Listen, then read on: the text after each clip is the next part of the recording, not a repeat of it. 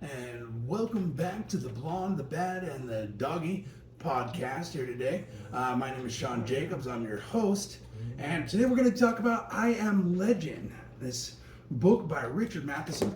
A great book. Have you ever read it? I have not, but I saw the original movie with Vincent Price. Excellent. Yeah, it's probably, from what I understand, it's probably the best rendition of that book and the movie. So let's jump into the story real quick. We're going to talk about the protagonist. His name is Robert Neville. He is the last man on Earth, right? Right. Last man standing.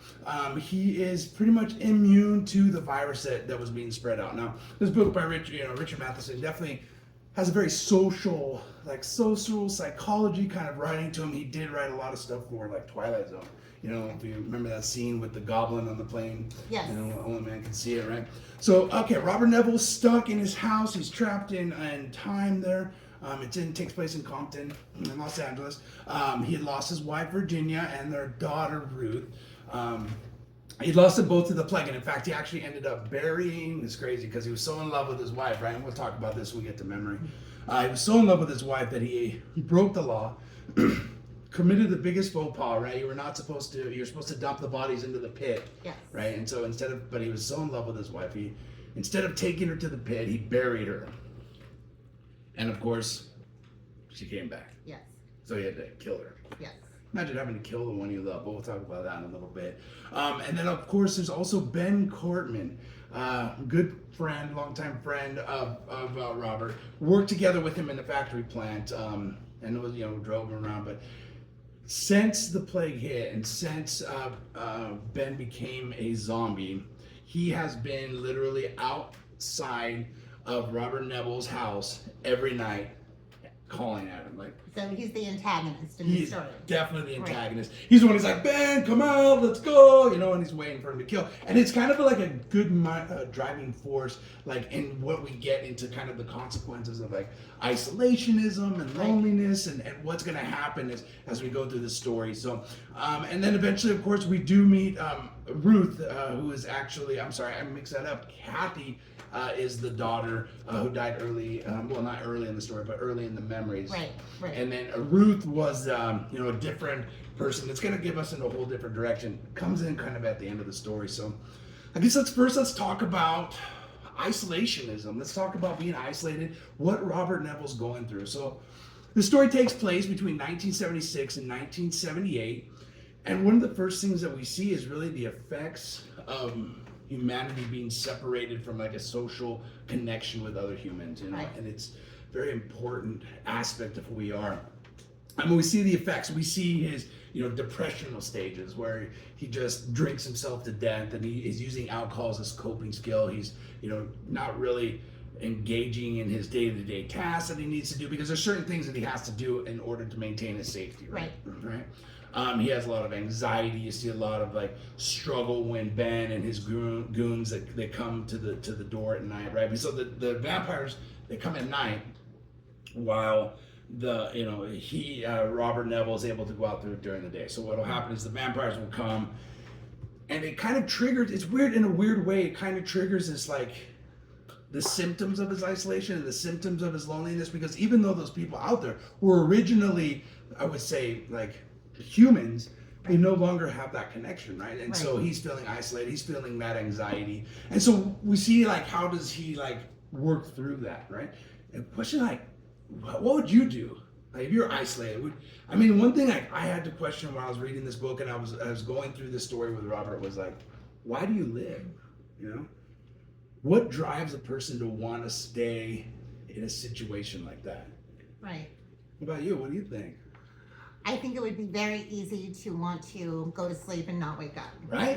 Just be able to close your eyes, go to sleep, and this is over. Right? Yeah. There's nobody else in the world that's human anymore. You have no connection with anybody, no conversations. And I think that's why, when he sees that dog, he is so quick to want to do whatever he can to get that dog back to have some kind of connection, right? Yeah. Yeah, man's best friend.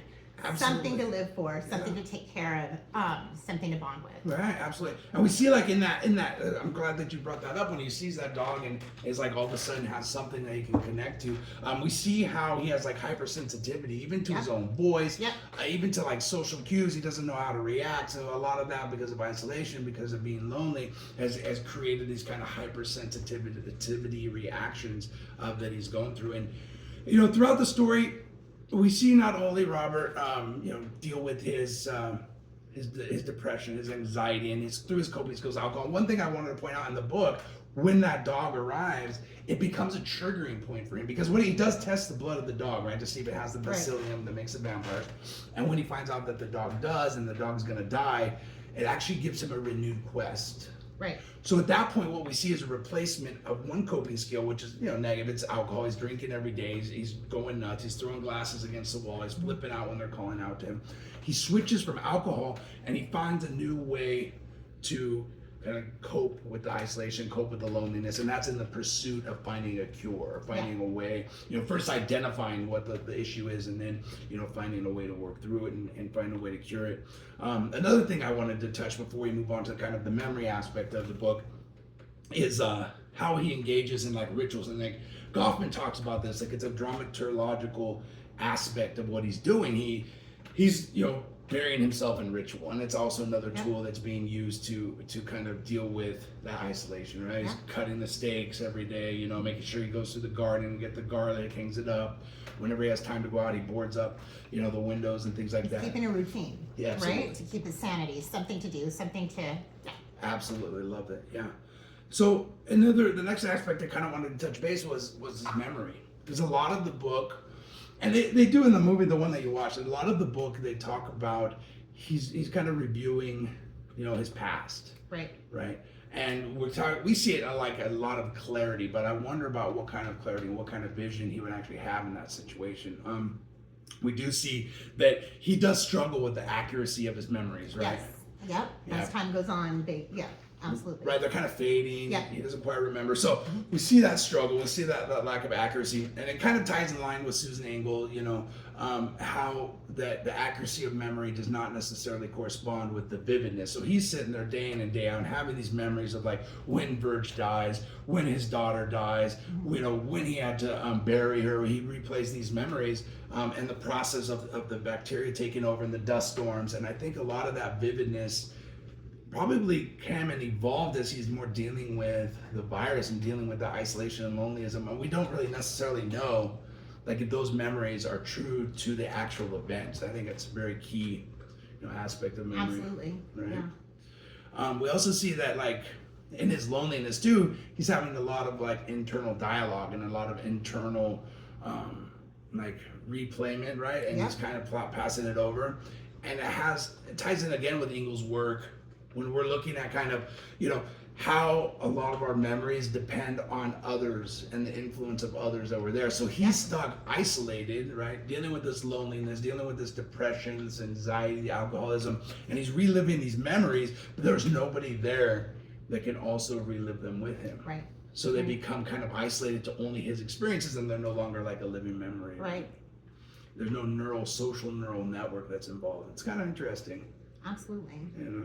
I think finally, like touching base on the memory aspect of it, we see how his current events, what he's experiencing in real time, dealing with Ben as a zombie and dealing with, understanding which zombies are alive and which zombies are dead, and how that kind of influences how he remembers the past, right? It's definitely, the memories become entwined, right, with the present life and how they impact his decisions. And we see how that plays out when Ruth shows up. Yeah, right? absolutely. Ruth is an interesting aspect of the situation that we definitely need to get into, because this is where kind of it shifts the stigma, right?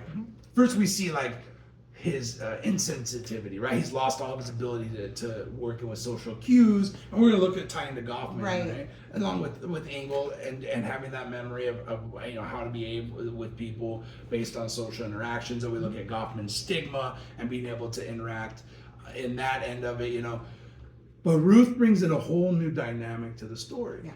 right?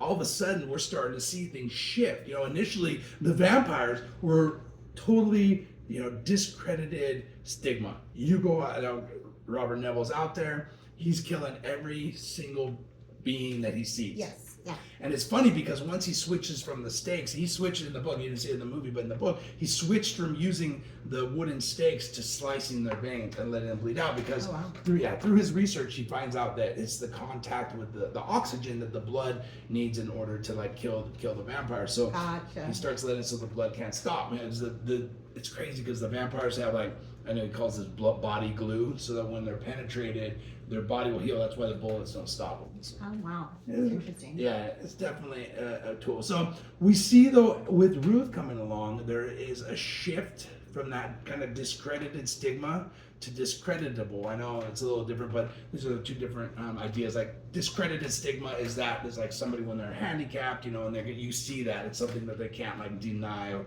discreditable stigma is when somebody is like a drug addict, right? And they're able to like dress nice, and nobody's able to tell that they're a drug addict. Right. Yeah. So we see that with Ruth coming along, the initial stigma. The vampires kind of go. Some of them go from discredited to discreditable. Right. Which is kind of interesting. It's a different big point. And then we see with Ruth coming and the introduction of this new society, we see that Neville shifted from being what we would consider normal, right? And what Goffman would tell us what would be considered normal, right, to being the stigmatized being. Yeah. All of a sudden, this is what makes him a legend, right? We're starting to see a new perspective on normalcy, which is huge. And then the new vampires, are the new people. This is what makes him the legend, right? Because he is now the demon that's hidden in the night. He is now the stigmatized. He is now, the one that is hunted. As they form their new society, right? Yes. Right. They get this new society going. They start hunting, and then finally hunting him. And that's part of what Ruth was doing, right? She was sent by the new society to kind of get their bearings on Neville and who he was and what he was doing. So. Definitely a blend of some very poignant points looking at isolationism and how that impacts the psyche, being away from people in society, from how memories combine with isolationism, lack of social connection, and then how we understand our memories. And also at the same time looking at the stigma, because stigmatism can also change how we see our history. It can also change how we interact with other people, especially when we shift from becoming what would be considered normal to becoming stigmatized. Right. There is one last thing I'd love to discuss before we break out of here. I know we're at like almost past our time, but I do want to talk about Baumeister's myth of pure evil. Okay. Baumeister's myth of pure evil. It's not something that comes from the sociology class that we're doing now, but I think it's inherently a good aspect to bring into this conversation because we see the concept of pure evil. We see how Baumeister, we got evil is intentional, evildoers are inherently different. We talk about evil acts as being gratuitous, victims are innocent and helpless, right, good and evil are dramatically opposed. And then we see in the beginning of the story how Neville sees the vampires as pure evil, and so it's his job, right, to go out and desecrate them. It's his job to destroy them. But in the end, it becomes like an oversimplification, and we see that there's no such thing as really pure evil. In fact, in the very end, the shift of perspective happens, and we see that with this new evolving society, that technically the man has become the monster. Right. It could fall underneath the guise of being pure evil. So I think it's huge to understand that sometimes what we would think and consider of evil isn't necessarily truly that, and that there's always no black and white involved in it. So cool. Well, Blondie, thank you. I appreciate you joining us on this podcast. Thank you to everybody. If you get a chance, hit that like and subscribe button. And we got the blonde, the bad, and the baby. We'll see you later.